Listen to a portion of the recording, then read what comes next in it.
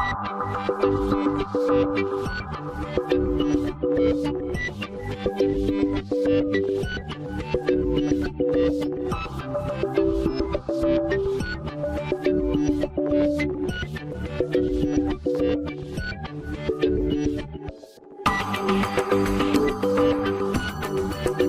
Dr. FakhriRavari, and this is bone and joint infections in adults. Bone and joint infections are a group of infections that affect various bones as well as joints, and occasionally if there is a hardware in place of a joint. These infections are generally complicated and often require hospitalization as well as long-term antibiotics, sometimes even lifetime antibiotic therapy to suppress the infection. Surgical interventions are key in source management. Nowadays, prosthetic joint replacement is used frequently to alleviate pain and of course to improve mobility. Unfortunately, these prosthetic devices can get infected, which can lead to significant morbidity. Prosthetic joint infections are often difficult to treat because the offending bacteria, often Staphylococcus species, form biofilm. Biofilm is essentially a polymeric matrix that allows single-cell bacteria to behave like multicellular organisms within the complex communities that they form within the biofilm. Inside the biofilm, these bacteria are protected from the host immune cells as well as antibiotics, because most antibiotics cannot penetrate the biofilm. A big exception is rifampin, which I'll explain shortly. The primary reason for the protection inside the biofilm is essentially the fact that there is no blood microcirculation inside the biofilm in order to deliver antibiotics and host defense cells. In addition to Staphylococcus species, Pseudomonas is also very capable of forming biofilms. There are several steps in the life cycle of a biofilm. Planktonic cells are essentially the bacteria that flow in the environment, and this environment could be the host, for example, the blood. The first step is for these bacteria to attach to a foreign object, oftentimes foreign hardware in the host. They can also do this occasionally with bone. The second step is irreversible attachment to the object by losing their flagella and producing biofilm matrix components.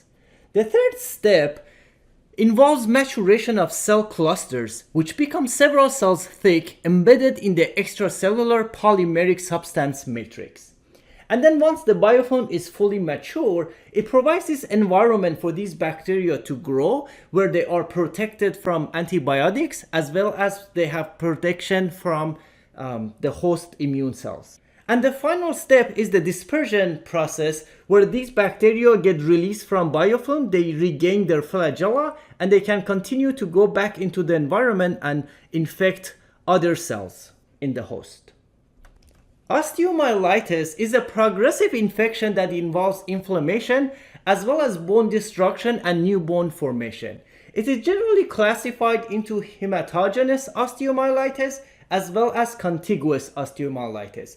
Hematogenous osteomyelitis, which is often monomicrobial, it is more common in pediatrics. So 85% of the cases occur in pediatric patients.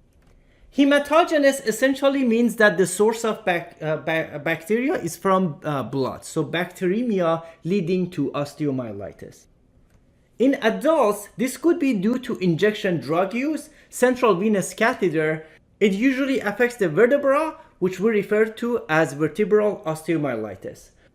For contiguous osteomyelitis, which is usually polymicrobial, it is either secondary to direct inoculation, often after trauma, surgery, or prosthetic implant, or it could be secondary to vascular insufficiency, especially spreads from surrounding soft tissue or ulcers to the bone. This is common in skin and soft tissue infection, especially in diabetic foot infection. Let's take a look at reliable resources. IDSA has several guidelines that are useful for osteomyelitis. The 2011 MRSA guidelines has a section dedicated to bone and joint infection specifically due to MRSA, so there are recommendations for that. There is also a 2013 IDSA prosthetic joint infection as well as a 2015 IDSA guideline for native vertebral osteomyelitis. And native basically means that the vertebra are the natural bones. There is no prosthetic devices involved. And lastly, because osteomyelitis often involves long-term antibiotics, there are recommendation guidelines from 2018 from IDSA for outpatient parenteral antimicrobial therapy, or OPAT for short. And of course, there is a IDSA guideline under development for bone and joint infections. The first learning objective is, given a patient case, differentiate between various bone and joint infections. Osteomyelitis is an infection involving any bone in the body or bone marrow. Osteomyelitis of the vertebra is specifically called vertebral osteomyelitis. Infectious arthritis is an infection of native joints that can be caused by bacteria, viruses, fungi, or parasites. Septic arthritis or bacterial arthritis are specifically bacterial infection of a native joint. And lastly, prosthetic joint infection is the infection of prosthetic joint, and its diagnosis depends on presence of a sinus tract that communicates with the prosthesis, as well as the presence of acute inflammation. And at least 2 intraoperative cultures or combination of preoperative aspiration and intraoperative cultures that yield the same organism. Now, if instead of 2 cultures, only 1 culture grows an organism, but it is a virulent microorganism such as Staph aureus, that also constitute diagnosis of prosthetic joint infection. By aspiration, I'm referring to basically when we draw fluids from the joint, so synovial fluid aspiration. We will focus on native vertebral osteomyelitis and prosthetic joint infection. Let's take a look at the clinical features. For native vertebral osteomyelitis, or NVO, there will often be back pain, tenderness of the spine, fever, as well as neurologic impairments, because this involves the inflammation of the spinal cord. Prosthetic joint infection, of course, involves joint pain and joint effusion, as well as fever, erythema, and warmth at implant site. For both of these, imaging is key. MRI is the most common one, but we can also use some other types of imaging. Now, when it comes to testing, there are non-specific biomarkers for inflammation specifically. So the most common one are ESR and CRP, so C-reactive protein and erythrocyte sedimentation rate. Now, you will see that CRP will increase and decrease faster than ESR. So ESR often lags behind CRP, but both of them are pretty sensitive. And of course, the white blood cell will also be increased. Now, keep in mind that CRP is elevated after surgery and returns to normal within weeks. Therefore, serial post-operative measurements are more informative than a single value. And for prosthetic joint infection specifically, diagnostic arthrocentesis is very helpful, and this is where we get synovial fluid analysis. Blood cultures are important for both of these infections, as well as baseline ESR and CRP, and imaging with MRI or alternative scan. For NVO specifically, CT-guided drainage of abscess is very important for source control. Synovial fluid analysis can be used to distinguish between septic arthritis, which is infectious, to distinguish that from non-infectious inflammatory arthritis, often due to gout. And the way you can distinguish between septic arthritis and inflammatory non-infectious causes such as gout is that, for example, when you get a culture of the synovial fluid, obviously nothing will be growing in a non-infectious cause, but it will often be positive. For example, Gram stain will show something preliminary for septic arthritis. Another thing you can look at is glucose. So you can see that the glucose levels in the synovial fluid is often greater than 25 milligram. But because if there are bacteria growing in it, they will be using the glucose as food in order to grow. The glucose levels will be low if there is an infectious cause for the arthritis. Another thing you can look at is the PMNs or SEGs. Normally there should be less than 25% segs in the synovial fluid. In an inflammatory process, there will be greater than 50%, but if it's due to infectious causes, it's often more than 75% of the white blood cells in the synovial fluid. And of course, you will remember from week 1 that neutrophils basically for the most part are segs. Another word for it are PMN or polys. And then so these are the mature neutrophils, and the immature neutrophils are called band cells. So the number of mature neutrophils will actually go above 75% of white blood cells in the synovial fluid. We differentiated between various bone and joint infections. Now let's list common microorganisms associated with vertebral osteomyelitis or prosthetic joint infection. Osteomyelitis is the infection of any bone in the body. Vertebral osteomyelitis is in general more severe compared to other types of osteomyelitis, specifically because it can involve the spinal cord. Now, prosthetic joint infection is relatively more severe than vertebral osteomyelitis because it can lead to septic arthritis, which can sometimes be deadly. Now, this is generally speaking. There are situations where vertebral osteomyelitis can be very serious and an emergency. Regardless of the severity, let's take a look at the common organisms causing vertebral osteomyelitis. By far, the most common causes of vertebral osteomyelitis include Staphylococcus aureus, Escherichia coli, and Coag-negative staphylococci. Now, because vertebral osteomyelitis is often hematogenous osteomyelitis, bacteria that commonly cause bacteremia can lead to vertebral osteomyelitis, such as streptococci, enterococci, pseudomonas, as well as non-E. coli enterobacterialis.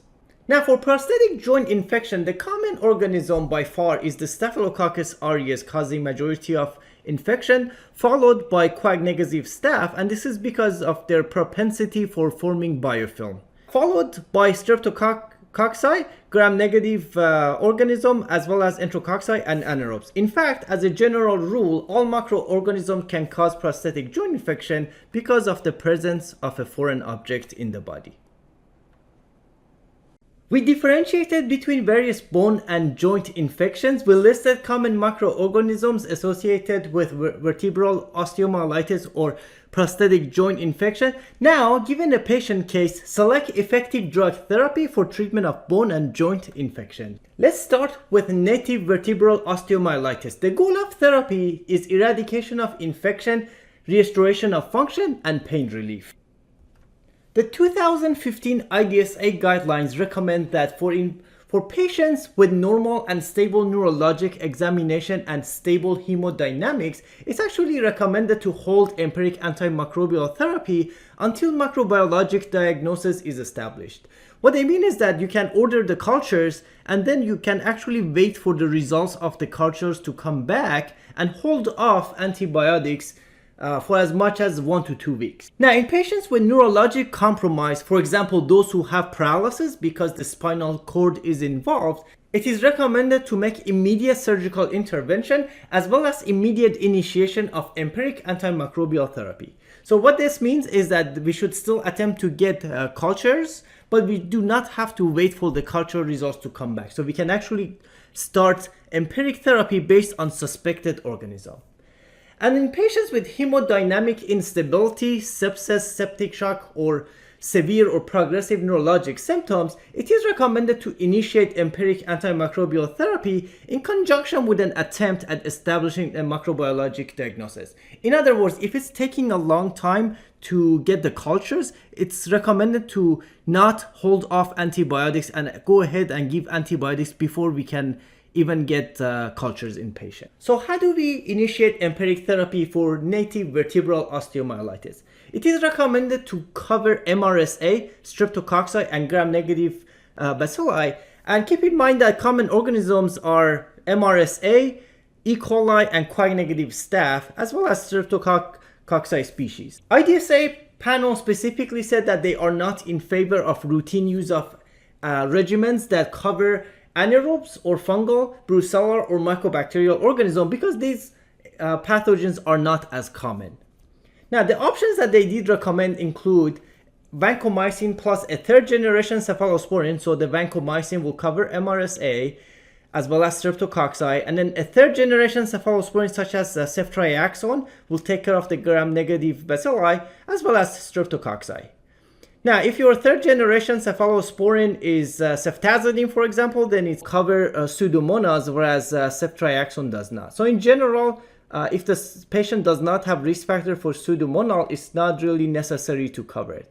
Now, if you suspect that your patient can actually have Pseudomonal infection, then a vancomycin plus a fourth generation cephalosporin like cefepime would be recommended. Unless you're using ceftazidime as a third generation cephalosporin, which would cover Pseudomonas empirically. And of course, if you suspect multi-drug resistant Pseudomonas in your patient, then your option would be carbapenem, with the exception of ertapenem, because ertapenem does not cover Pseudomonas. And for those who have anaphylactic beta-lactam allergy, we can replace beta-lactams with fluoroquinolone, as well as those who cannot tolerate vancomycin, they can actually receive daptomycin instead. Now keep in mind that early switch to an oral regimen may be safe provided that C-reactive protein has decreased and epidural or paravertebral abscesses of significant size have been drained. So basically that will indicate source control. Now once the culture results come back, then it's important to switch empiric therapy to pathogen-directed therapy. And here are the recommendations for specific pathogens. For MSSA, nafcillin, oxacillin, and cefazolin are drugs of choice, as well as for osteomyelitis specifically, ceftriaxone has been compared to oxacillin and was shown to have equivalent efficacy. And the reason ceftriaxone is listed here, even though it's broader in spectrum of activity, is that because for osteomyelitis we have to treat patients long term, some of these patients may have to go home on IV antibiotics, and the convenience of ceftriaxone is that it is administered once a day. So that would make it ideal for outpatient therapy. Whereas cefazolin will have to be dosed every 8 hours in someone with normal renal function, and oxacillin and nafcillin will be dosed every 4 to 6 hours. Alternatively, if the patient cannot tolerate the first choice, the alternative recommendations are vancomycin, daptomycin, linezolid, levofloxacin plus rifampin, as well as clindamycin. And these are alternatives because the first choice are more effective as well as safer. Now, the reason levofloxacin and rifampin is a 2-drug combination is because that is how this combination was studied in clinical study. Now, for MSSA specifically, beta-lactams are superior to vancomycin, so it's always important to not use vancomycin for MSSA unless the patient had severe type 1 beta-lactam allergy, because by far beta-lactams are superior in eradicating MSSA. Now, when it comes to MRSA, that's when vancomycin becomes drugs of choice, because most beta-lactams are not active against MRSA, and ceftaroline, which does have activity against MRSA, has not been extensively studied for osteomyelitis. So vancomycin is very safe and effective for osteomyelitis due to MRSA. Now, alternatively, we also have the option with daptomycin, linezolid, and of course the combination of levofloxacin and rifampin. For enterococcus that's penicillin susceptible, either penicillin or ampicillin is drug of choice. And of course, alternatively, we can use vancomycin, daptomycin, and linezolid. Penicillin susceptible enterococcus is unlikely to be vancomycin resistant. However, when it comes to enterococcus that is penicillin resistant, it sometimes can be also resistant to vancomycin. At that point, daptomycin and linezolid become drug of choice. Otherwise, if enterococcus that's resistant to penicillin is susceptible to vancomycin, vancomycin would still be the drug of choice. For Pseudomonas, cefepime is the drug of choice. Of course, if we're talking about multi-drug resistant Pseudomonas, then carbapenems might be the option, because this could be resistant to cefepime or piptazo. The reason piptazo or piperacillin tazobactam zosyn is not listed here is because these agents have more extensively been studied for this indication of osteomyelitis. And compared to cefepime, piptazo has significantly less bone penetration. Now, for Enterobacterialis, Cefepime or ertapenem have extensively been studied, and there are drug of choice, even though cefepime is very broad spectrum. Because of extensive data for its efficacy is listed here, and alternatively we have ciprofloxacin. For beta hemolytic streptococci, we have penicillin and ceftriaxone as first choice, and vancomycin will be an alternative. And you can see the first choice for some of the other or causative pathogens. For Brucella species, which is extremely uncommon, the only two options are combination of either doxycycline and streptomycin, or combination of doxycycline plus rifampicin. In particular, pay attention to the duration of therapy, because Brucella species, although uncommon, they are rather more difficult to eradicate, so often a very long duration of therapy is recommended. For native vertebral osteomyelitis specifically, total duration of 6 weeks of parenteral or highly bioavailable oral antimicrobial therapy for most patients with bacterial NVO is recommended. Of course, a total duration of 3 months of antimicrobial therapy is recommended for patients with NVO due to Brucella species. The rationale behind the prolonged duration mostly stems from the limited bone penetration of most antibiotics in patients with NVO, the need for several weeks for bone to revascularize following surgery, and the limited experience derived from trials in pediatric patients with hematogenous long bone osteomyelitis. Now, for prosthetic joint infections, the goal of therapy is, of course, to cure the infection and prevent recurrence, but also to ensure a pain-free and functional joint. The use of antimicrobial agents alone without surgical intervention is often unsuccessful because of the presence of a foreign object. Source control becomes extremely important. Therefore, the goals are best achieved by a multidisciplinary team of orthopedic surgeons, infectious disease specialists, a clinical microbiologist, and of course a pharmacist. Now, for prosthetic joint infections, source control is extremely important, so surgical intervention is key. However, some patients may not qualify and may not be a candidate for operation. If so, those patients may need long-term antimicrobial suppression because of lack of source control, and sometimes this could be lifetime. However, those who do qualify to receive surgical intervention, resection arthroplasty can either occur as a 1 or 2 stage exchange. In 1 stage exchange, basically the hardware is removed and replaced with the new one in the same procedure. In a 2 stage exchange, in the first phase, the hardware is removed and then followed by a period of systemic antimicrobial agents to make sure that the area is not contaminated, so that when the new device is replaced, the new device does not get contaminated. Now, during that period that the patient is getting systemic antimicrobial agent, a spacer which is impregnated with antimicrobial is placed, just because the hardware has been removed and there's going to be a space in there. So there will be a spacer in place until the second stage where a new hardware is placed permanently.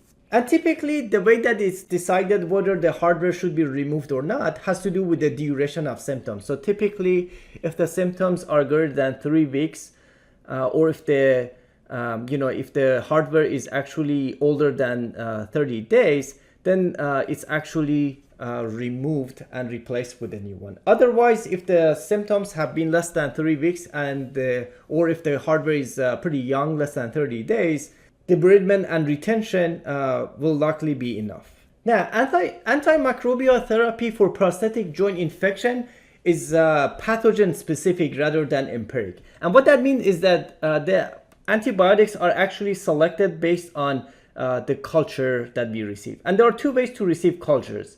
So if there is a diagnostic arthrocentesis performed, that's when we get synovial fluid and we can actually culture, and based on the results we can choose antimicrobials.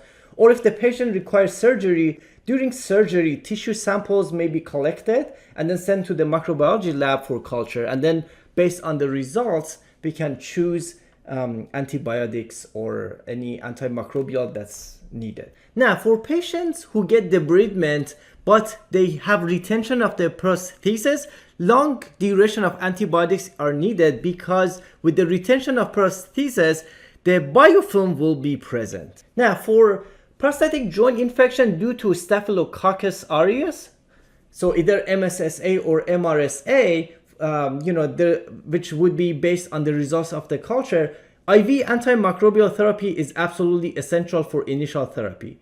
And this has to be in combination with rifampin because of the risk of presence of biofilm. And what rifampin will do is that will actually help dissolve the biofilm that would allow for both the rifampin and whatever we use for MSSA and MRSA to penetrate the source of infection, which is on the prosthesis.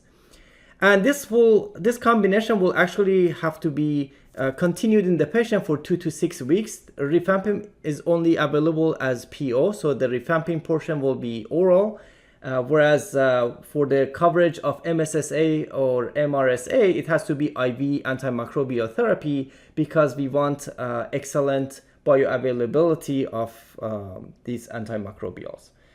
And then once the 2 to 6 weeks, and the 2 to 6 weeks is decided based on how the patient progresses, we can basically trend CRP, C-reactive protein, and based on the patient's response, we can decide how many weeks is needed.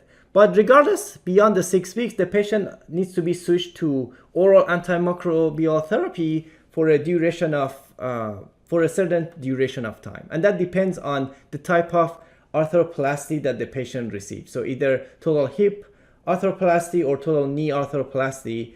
So the knee would require 6 months of oral antimicrobial therapy, whereas the hip would require 3 months. And for this phase, we want antimicrobials that are extremely bioavailable. So fluoroquinolones are by far the most bioavailable antibiotics. So ciprofloxacin or levofloxacin would be the drug of choice. Now, this is assuming that the culture results show susceptibility, so they must be susceptible. So sometimes ciprofloxacin is not excellent for MSSA.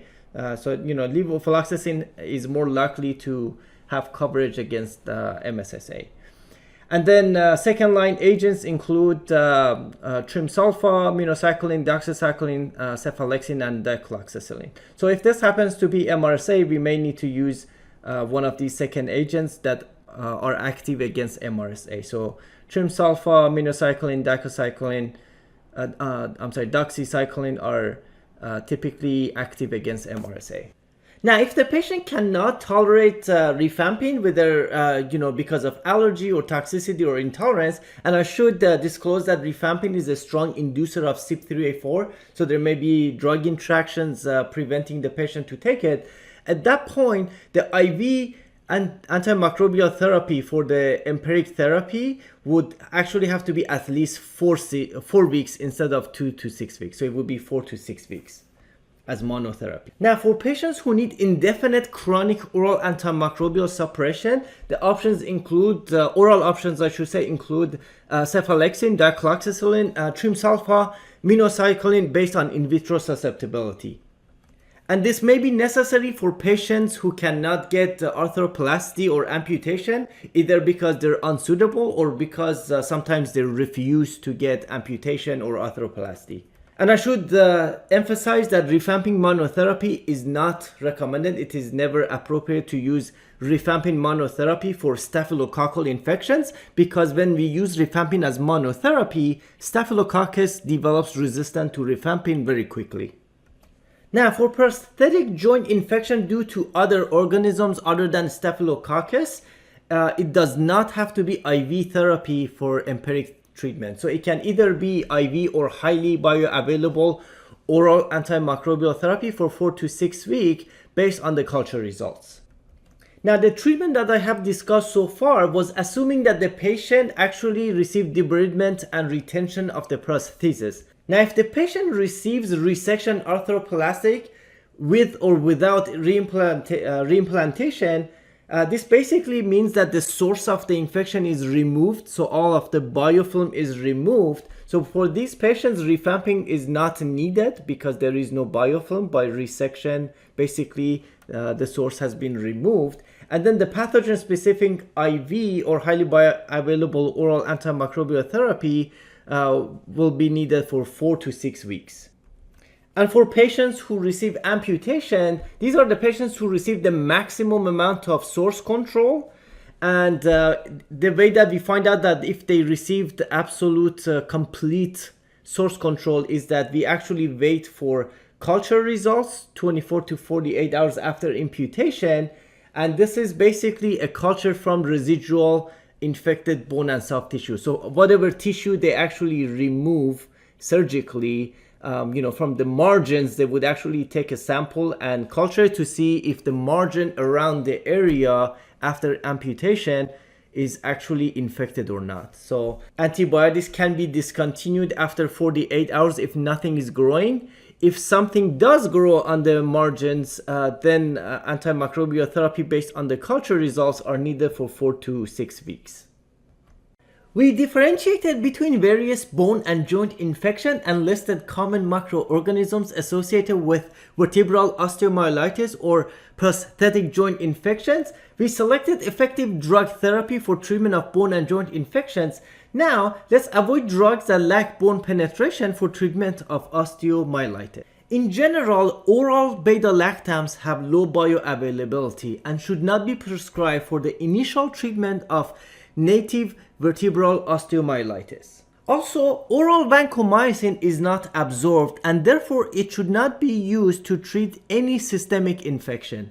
The only time oral vancomycin is indicated is for C. diff infection or Clostridioides difficile infection, which is in the GI tract. Now, on the other hand, antibiotics that have excellent bioavailability include fluoroquinolones such as ciprofloxacin, levofloxacin, and moxifloxacin, as well as linezolid and metronidazole. And these allow the possibility of early switch to the oral route without compromising efficacy. Here's a list of drugs that are excellent oral options because of their excellent oral bioavailability. Metronidazole is specifically used when there is osteomyelitis due to Bacteroides. So Bacteroides are anaerobic organisms. Moxifloxacin is not indicated for staphylococcal NVO, but it can be used for Enterobacterales. Linezolid is an excellent PO option for MRSA NVO. Levofloxacin is also used for Enterobacterales, and ciprofloxacin is excellent for pseudomonal infections. Bactrim or trimsulfa is not recommended for staphylococcal NVO, but it can be used as second line for Enterobacterales, and clindamycin is considered second line choice for staphylococcal NVO. And as I mentioned previously, for brucellar NVO, the combination of doxycycline and rifampin is an excellent oral option. Here you can compare different antibiotics and what percentage of the dose will actually penetrate the bone. There's no magic number of what percentage would be ideal because these antibiotics are given at different doses, so these percentages are not really comparable, but it kind of gives you a sense of how much of the dose that's given to the patient actually makes it to the bone. Now, ceftriaxone, it's really important to keep in mind that the usual dose of ceftriaxone is 1 gram once a day. Because of its poor bone penetration, typically less than 20% of it gets to the bone, so it is recommended to use a higher dose of 2 gram once a day when it comes to osteomyelitis. Now, some of these agents like daptomycin may seem like they are a poor option for osteomyelitis, but considering that we give a very large dose of these antibiotics like daptomycin, even that small percentage that gets to the bone is going to be a huge concentration of daptomycin. So everything listed in this table is actually an excellent option for treatment of bone and joint infection. Now, keep in mind that the dosing that's recommended by the guideline for inpatient and compare that for outpatient. So if the patients require weeks of antibiotics, they're not going to stay in the hospital for 4 to 6 weeks, so they actually can go home on some of these IV agents. And you will see that, for example, if a drug is given, several times a day, one way to convert that into a once a day dosing is to give a continuous infusion. So what continuous infusion or CI means is that you will give the entire dose for the entire day. You basically infuse it over a 24-hour period. So you basically change the bag every 24 hours. So by doing this strategy, you achieve two things. One thing is that for beta-lactams specifically, because they are time dependent, you maximize the time above MIC. And the second thing is that you essentially convert this regimen into a once a day dosing, and that makes it easier for outpatient management. It is also important to note that ampicillin as well as carbapenems, basically meropenem, imipenem, doripenem, these drugs are not suitable for outpatient continuous infusion because of their short stability. So meropenem, imipenem, doripenem, these drugs typically are stable for 4 hours. So if you were to do continuous infusion over 24 hours, basically the bags needs to be changed every 3 to 4 hours, which makes it extremely difficult to do continuous infusion. Even in patient, it's very challenging to give carbapenems as a continuous infusion. Ertapenem, of course, is an exception because it's actually dosed once a day. So it's really not necessary to convert it to continuous infusion because it's similar to ceftriaxone, is dosed once a day. So it's really convenient for outpatient. So here you can see that it's recommended to avoid carbapenems other than ertapenem for outpatient if possible because of stability issues. We differentiated between various bone and joint infections and identified microorganisms associated with these infections, and given a patient case, we selected effective drug therapy for treatment of bone and joint infections along with total duration of therapy. Now, given a patient case, let's develop a monitoring plan for antimicrobials used in the treatment of bone and joint infections. The 2015 IDSA guidelines for native vertebral osteomyelitis recommend monitoring systemic inflammatory markers, specifically ESR or CRP, after approximately 4 weeks of antimicrobial therapy. If after 4 weeks of treatment with antibiotics, ESR and CRP are unchanged or worse increasing, then there should be a suspicion for treatment failure. When it comes to imaging, it is not recommended to have in general routine follow-up MRI. Unless there is a need to assess evolutionary changes of epidural or paraspinal soft tissue in patients with NVO, or in patients who have poor clinical response to antimicrobial therapy. Here's a list of IV antibiotics that are used outpatient for the treatment of bone and joint infection.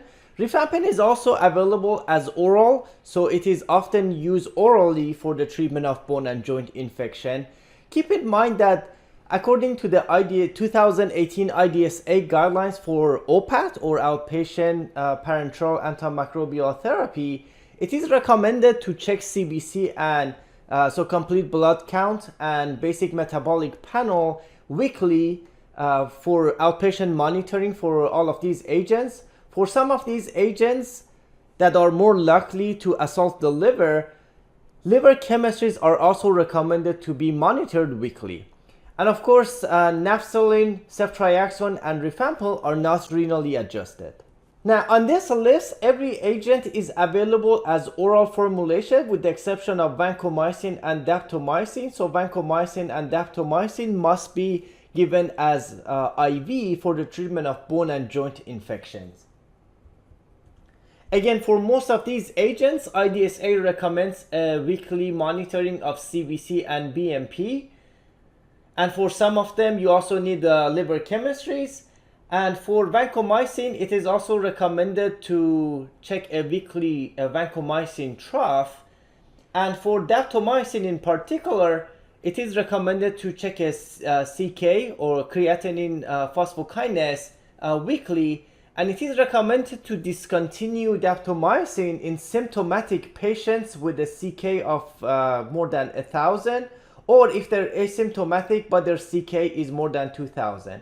And 2000 would basically be equivalent of 10 times upper limit of normal, and 1000 would be equivalent to 5 times upper limit of normal.